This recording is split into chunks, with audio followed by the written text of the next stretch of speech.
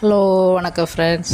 அங்கே ஈவினிங் டீக்கு பதிலாக அந்த மாதிரி ஒரு ஸ்வீட் செஞ்சு சாப்பிட்லாமா?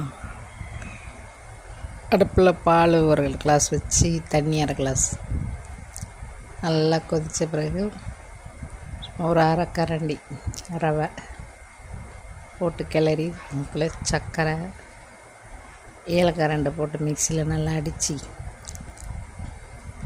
போட்டு கொதிக்க வச்சு இறக்கணும்னா சூப்பரான ரவை பாயசம் ரெடி.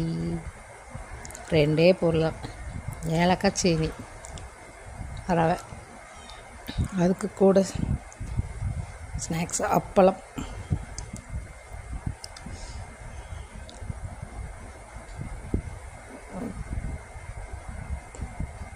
எவ்வளோ ஈஸியான மெத்தட். சாப்பிட்டு பாருங்கள், நல்லாயிருக்கும். பாய் மக்களே, சப்ஸ்கிரைப் பண்ணுங்கள்.